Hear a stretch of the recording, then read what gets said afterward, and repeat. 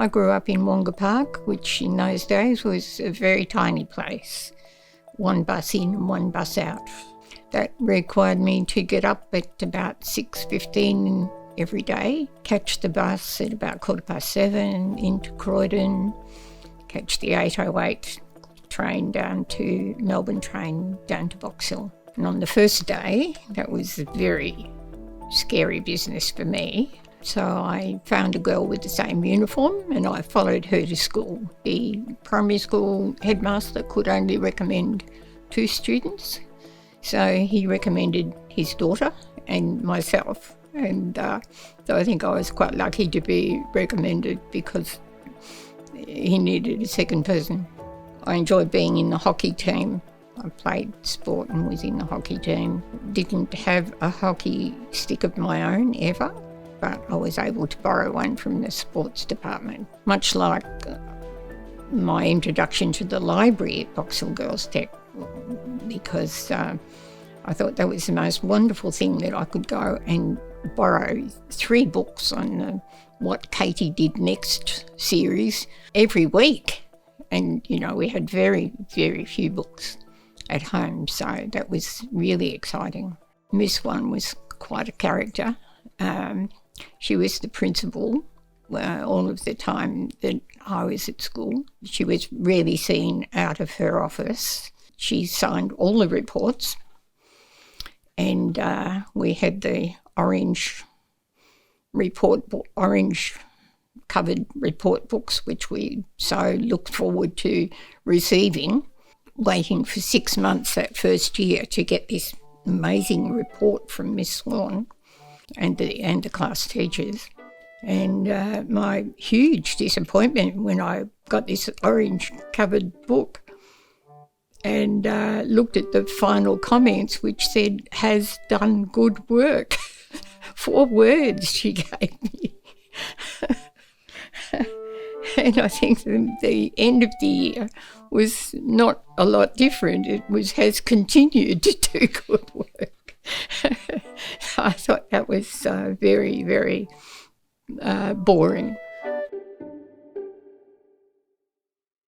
I did the general course and then was very influenced by a young teacher on the staff who said to me, "You could be a teacher."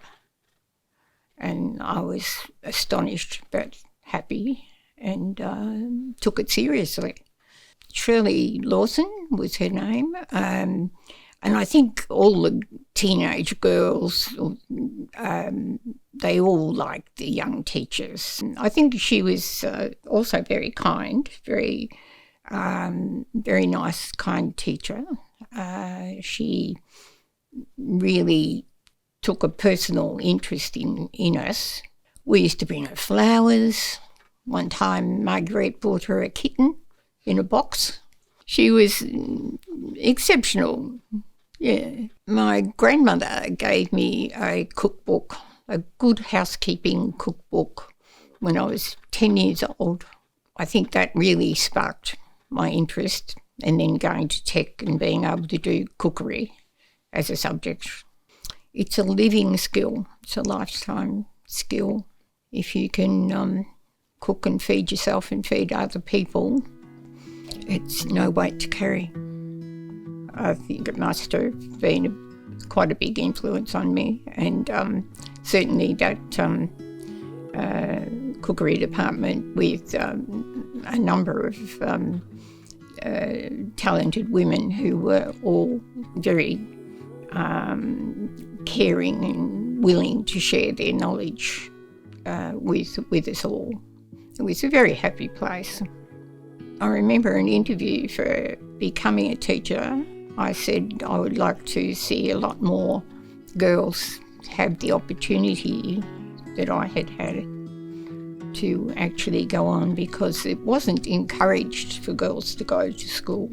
So I went back to first of all back to Box Hill Girls Tech as a student teacher.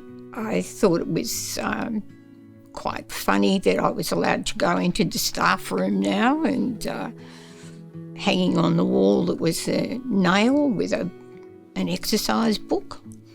And in this exercise book the teachers were allowed to write exactly what they thought about the students.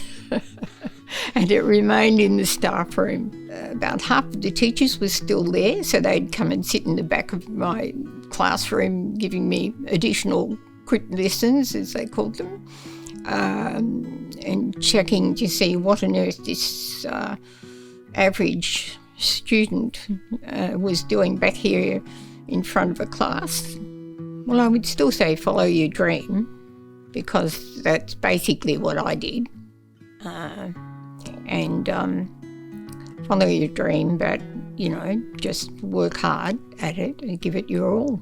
My Wonga Park School motto, primary school motto, was only my best. And the Girls Tech motto was create. I guess we can put those two things together.